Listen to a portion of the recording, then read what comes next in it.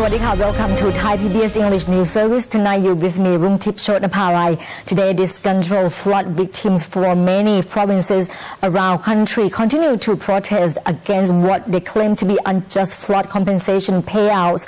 The uproar has prompted some village leaders to negotiate with government representatives for justice. At 8 a.m. today, residents of Wang Noi district in Ayutthaya province closed Phahonyothin Road, claiming that their flood compensation was not sufficient. Their action caused traffic to tail back over 10 kilometers for as long more than 6 hours as protesters demanded that their local leaders and provincial governor come out and listen to their problems. In the afternoon, the permanent secretary of Ayutthaya province met the villagers for 3 hours and succeeded in persuading them to reopen Phahonyothin Road. At the meeting, they agreed to petition for flood compensation for those who have not yet received it. The petitioning process will be started tomorrow. The same goes as Bang Lane district in Nakhon Pathom province, where locals gathered at the provincial hall, asking state officials to inspect the flood compensation process. The flood victims claimed to have received only 300 to 500 baht per household. A committee comprised of both residents and state officials was then established to investigate the matter over the next 15 days. Another incident took place at Lamlupka district in Pathum Thani province as disgruntled protesters blocked Lamlupka Phahonyothin Road. Local representatives then led their villagers to hold talks with the Interior Minister and a Pheu Thai party spokesperson, who later asked a provincial investigation committee to be set up, while assuring them that every flood-affected household will receive no less than 20,000 baht in compensation. The Commander-in-Chief of the Thai Armed Forces accepts that it is not appropriate for him to either support or oppose the National Reconciliation Bill, as the army should get involved in politics. However, he insists that if the Reconciliation Bill is not in line with the democratic system, it would ruin the nation. Meanwhile, Deputy Prime Minister Ayutthaya Sasiprapha revealed that he has held a discussion on the national situation as a result of some public opposition to the result of Reconciliation Bill as well as the security situation. Following the debate on the National Reconciliation Bill in Parliament, Deputy Prime Minister Ayutthaya Sasiprapha accepts that some reconciliation terms in the bill are controversial, but insists it will not lead to another conflict or raise the possibility of another coup d'etat. He also held a meeting to discuss the national situation after the Yellow Shirt Group announced that they will be opposing the Reconciliation Bill. Meanwhile, General Kampol Suvarnathat, Defense Minister, believes that the House of Representatives and Legislative Assembly passed a reconciliation bill. Commander-in-Chief General Prayut Chan-o-cha said that it is not appropriate for the army to make any comment on political matters or the reconciliation bill, but repeated that the reconciliation bill must be in line with the democratic system. Furthermore, Visha Mahakun, Commissioner of the Office of the National Anti-Corruption Commission, or NACC, revealed that some clauses in the proposed reconciliation bill may lead to the undermining of judicial power, which would not be in line with the legal systems in other countries. Additionally, opposition leader Abhisit Vechaichiwa has again expressed his concern that the government intends to grant amnesty to former Prime Minister Thaksin Shinawatra. He also said that such a move would mean that Thailand is not serious about eliminating corruption, which would ultimately affect Thailand's image internationally. Today, Prime Minister Yingluck Shinawatra met Australian Prime Minister Julia Gillard in Sydney, Australia, after Prime Minister Yingluck arrived there yesterday.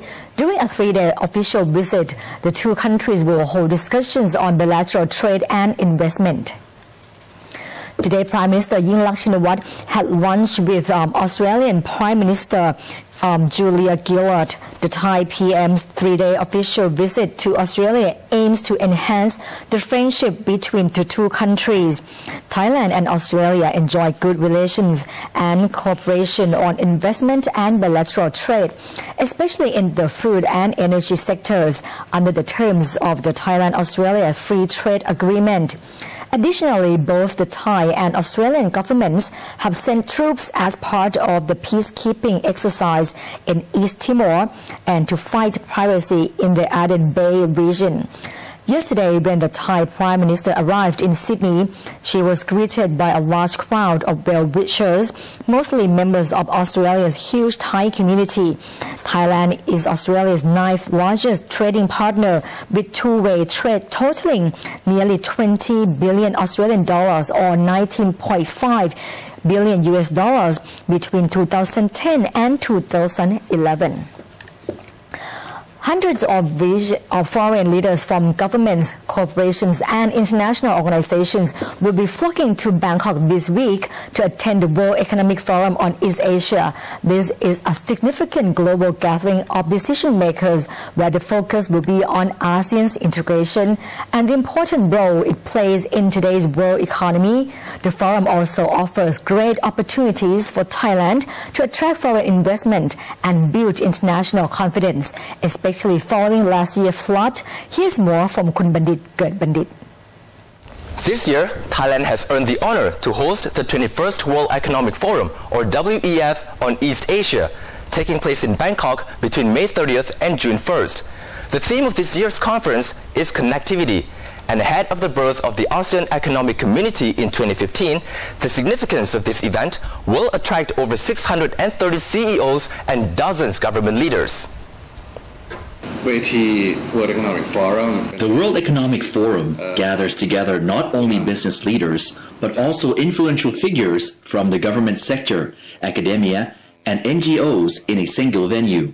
These decision makers and their networking and exchange of viewpoints are key to stimulating business opportunities.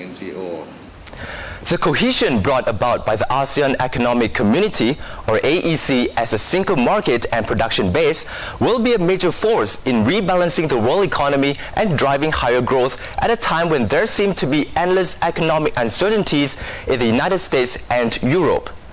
It's very rare that all the business leaders, all the leading business minds in ASEAN will have an opportunity to gather together and share their thought with their counterpart from other parts of the world.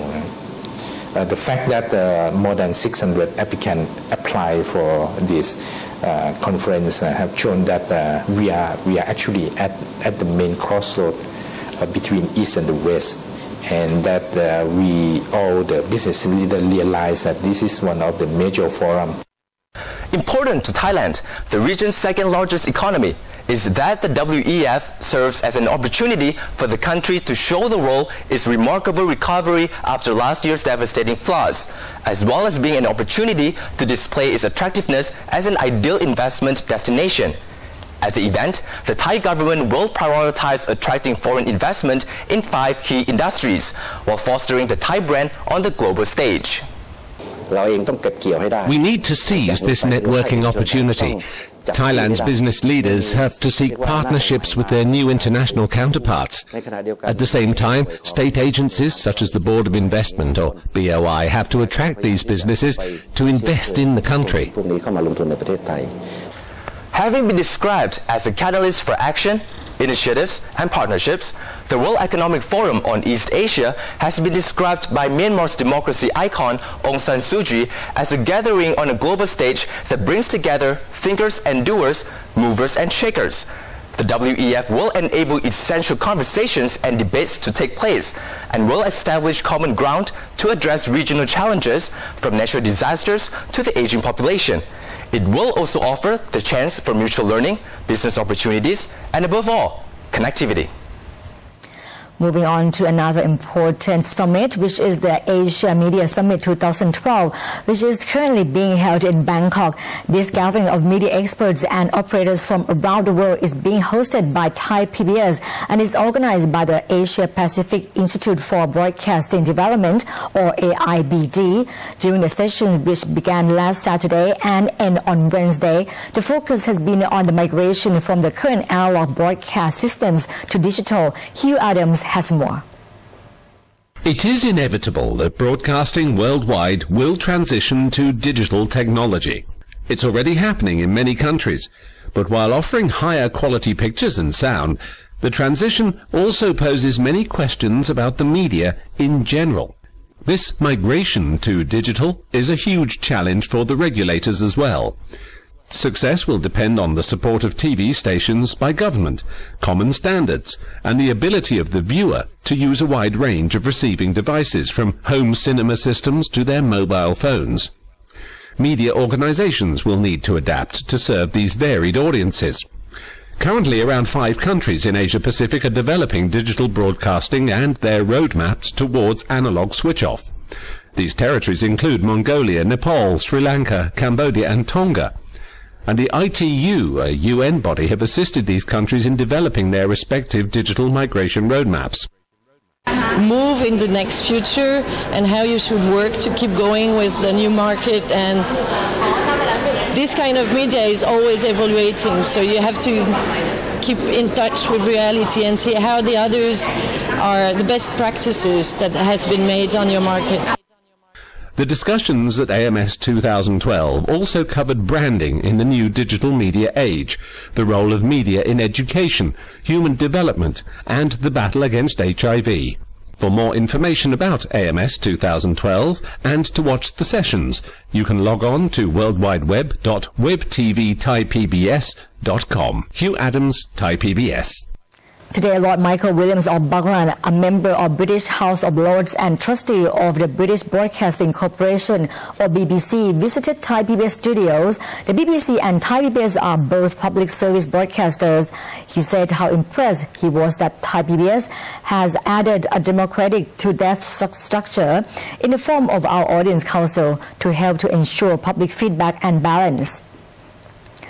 Lord Michael Williams of Buckland, a member of British House of Lords and trustee of the BBC, began his visit to Thai PBS today in the news department and studios, followed by an exchange of ideas with CEO of Thai PBS, the staff, and our audience council.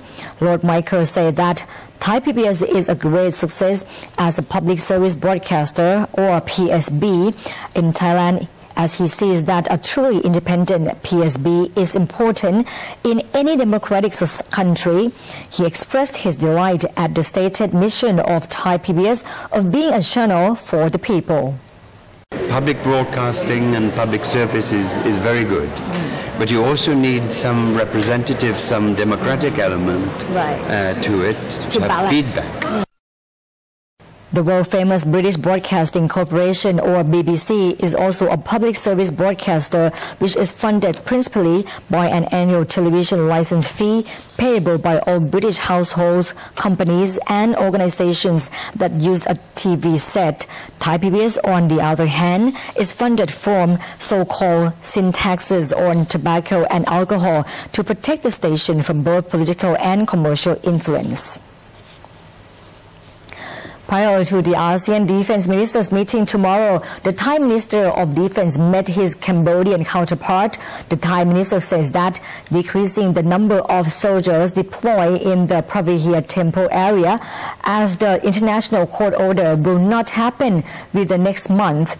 After arriving at the Po Chen Tong Airport in Phnom Penh, Air Chief Marshal Sukampol Suvarnathat went straight to meet General Thia Ban, the Cambodian Minister of Defense. Air Chief Marshal Sukampol revealed that the Joint Working Group, or JWG, between the two countries will work out how Thailand and Cambodia will carry out the International Court of Justice's orders that both countries must get troops out of the 4.6 square kilometer disputed area near Pravihir Temple. Both parties reiterated that they are not neglecting the international court's order issued in July last year. Sompong Sangwon-ban, the Thai ambassador based in Cambodia, told the media that Thai-Cambodian relations are considered to be very good at the moment and will be better once the JWG is established. General Thia Ban and Air Chief Marshal Sukampon, along with the defense ministers of ASEAN nations, will meet in Cambodia tomorrow at the 6th ASEAN Defense Ministers meeting. And that wraps up tonight's edition of Thai PBS English News Service. Thank you so much for watching. I'm Rung Tip Chonapalai. Sawadee ka.